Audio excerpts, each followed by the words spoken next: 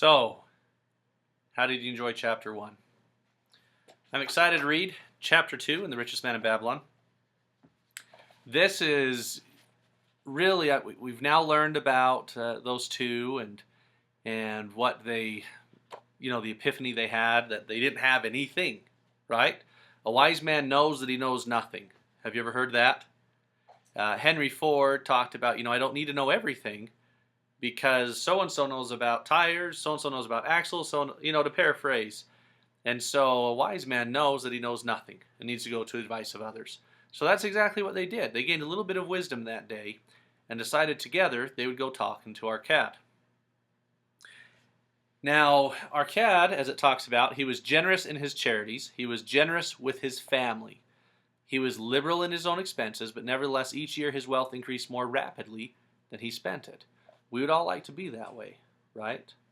So the two friends went to him and they said, you know what? You're more fortunate than we are. Once we were equal. We studied under the same master.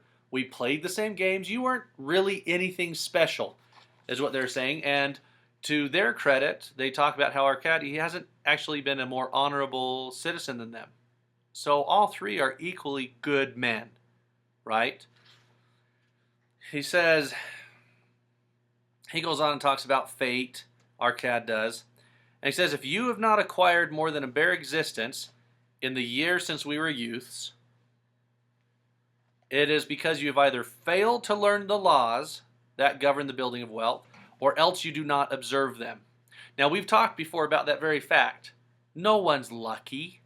No one's out there saying, oh, you know what, the heavens part, and the finger of God comes down and says, Brother Stevens, I hate thee. Or vice versa, the clouds part and the sun shines and the finger of God comes down and says, oh, Brother Stevens, you shall be more blessed than everybody else. And you'll have a handsome smile and wonderful hair. And, everyone has the opportunity to make equal amounts of money. It's their desire that clinches it. So going on in the book, Arcad says, wealth is power. With wealth, many things are possible. One may ornament the home with the richest of furnishings. One may sail the distant seas. One may feast on the delicacies of far lands. One may buy the ornaments of the gold worker and the stone polisher. One may even build mighty temples for the gods. One may do all these things and many other things in which there is delight for the senses and gratification for the soul. He goes on to state, and when I realized all this, I declared to myself that I would claim my share of the good things of life. In today's society, too many people are trying to explain to you that having money is evil. Right? You've heard it. Money's the root of all that's evil.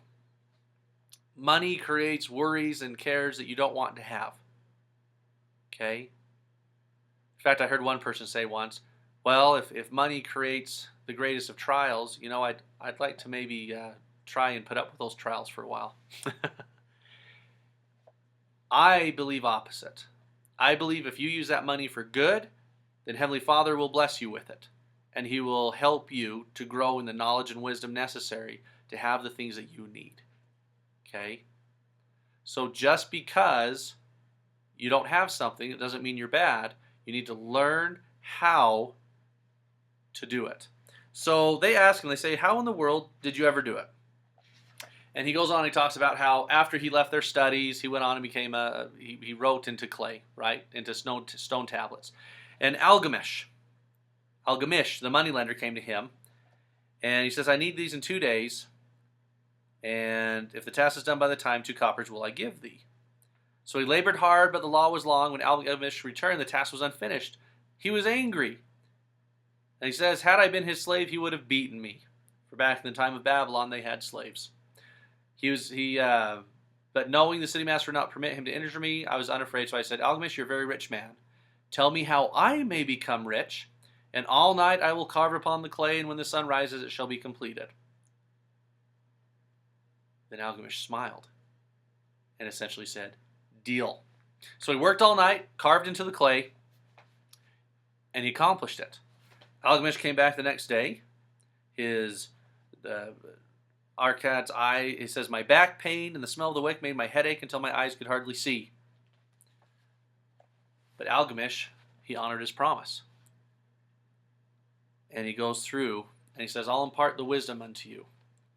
He goes, but essentially, oftentimes young people think that they're smarter than the old. He says, too often does you think that age knows only the wisdom of days that are gone, and therefore profits not. Have you ever been guilty of that, where you think, oh, they're old, they don't understand, they've never ever experienced what I'm experiencing right now? I know you've never thought that way, right? Mom and Dad don't know, Grandma and Grandpa don't know. Oh, Brother Stevens, you're old, you have no idea what we're going through right now. Well, guess again. It's hard to believe that, at one time I was young too, your parents were young too, Grandma and Grandpa were young too. The difference is, with age, hopefully comes knowledge, and hopefully that knowledge turns into wisdom. He says, remember this, the sun that shines today is that same sun that shone when your father was born, and will still be shining when thy last grandchild shall pass into the darkness. Okay, and he warns him, he says, mark well my words, for if you do not, you will fail to grasp the truth. He then looked at him, shrewdly it says, and he had his under his shaggy brows and said in a low, forceful tone, I found the road to wealth when I decided that a part of all I earned was mine to keep, and so will you. Think about that again. A part of all I earned was mine to keep. Arcad looked at him and, is that all? He goes, it was sufficient to change the heart of a sheep herder into the heart of a moneylender. Arcad said, well, isn't everything I earn mine? Now think about that for a second. Are you like Arcad and you think, well, as my young child would say, duh, right? Everything I earn is mine. I go out and I work hard. And Algamish's response is the same thing I'll say to you. No. Because think about it. If you want to live in your city, then you have to pay the rent or the house. If you want to have electricity, you have to pay for that. Is that your money? No, it's the power company that generates the electricity for you. If you want to eat, you have to pay the store, and the store pays the farmer. So truly, everything you earn is not yours. You're earning to pay other people. That's an important truth in life that you need to understand. So the changing point is all that I earn is my, a part of what I earn was mine to keep. So it goes on over the next few pages. And Algamish, I like this part. He says, you think I cheat you for your long night's work, he continued, but I'm paying you 1,000 times over if you have the intelligence to grasp the truth I offer you. I kind of imagine Algamish slapping him on the face and saying, fool! How dare you think what I'm telling you is not true? If you just had the intelligence to think it through, it'll pay you 1,000 times over. So he tells him, he goes, wealth like a tree grows from a tiny seed. The first copper you save is a seed from which your tree of wealth shall grow. So what he tells him to do is save 1/10 of everything he earns. Okay? Save 1/10, right? So now he goes through and he challenges him to do that. 12 months later, Algamish had gone, he returned and said to him, son, have you paid to yourself not less than 1/10 of what you have earned for the past year? And Arcad said, yes, master, I have, very proud. And he beamed at him. He was so proud and said, what did you do with it? And he goes, oh, I gave it to Asmer the brickmaker, who told me he's traveling over the far seas in Tyre, and he would buy for me the rare jewels of the Phoenicians. When he gets back, we're going to sell it for a huge profit. Once again, I imagine Algamish, fool, right? Why would you trust a brickmaker for knowledge about jewels? Okay? Think about that one. If you want to learn about a school, talk to the principal and the teachers. If you want to learn about a restaurant, talk to the owner. If you want to learn about cooking, talk to a cook. A photographer, talk to a photographer. Talk to the professionals. Too often in life, we do this. Oh, well, you heard from a friend.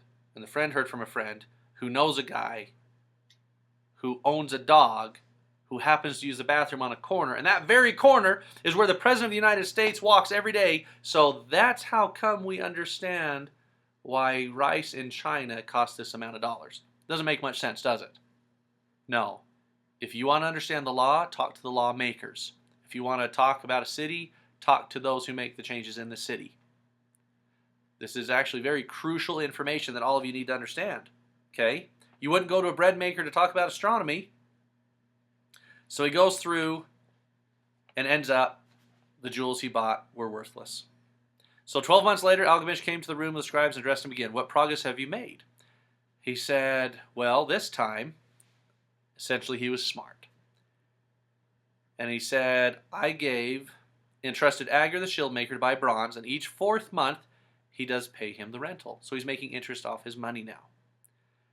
Algamish is proud again. That's good. And what do you do with the rental? Arkad goes, I have a feast with honey and fine wine and spiced cake. I've bought me a scarlet tunic, and someday I'll buy me a young donkey upon which to ride. This time Algamish just laughed. Once again, what's going to happen? Fool! You're eating your children, the money, right? Your money's earning you money. So think of it that way. Just like a cow. If I go out and I buy 100 cows, I want them to have calves. And I want to grow a herd. Will the herd ever grow if I keep eating the calves? No. I have to have some of the meat to survive. But to grow a bigger herd, you need to allow it to grow. Okay? So he goes through and he says, once you have an army of gold, then you can eat without regret. This time he left for 2 years. When he returned, his face was full of deep lines and his eyes drooped. He was becoming a very old man. He says, Arkad, hast thou yet achieved the wealth thou dreamed of? And Arkad says, not yet, but I have some, and it earns more. And the earnings earn more. That's the key. And I picture Algamish smiling. And he says, do you still take the advice of brickmakers?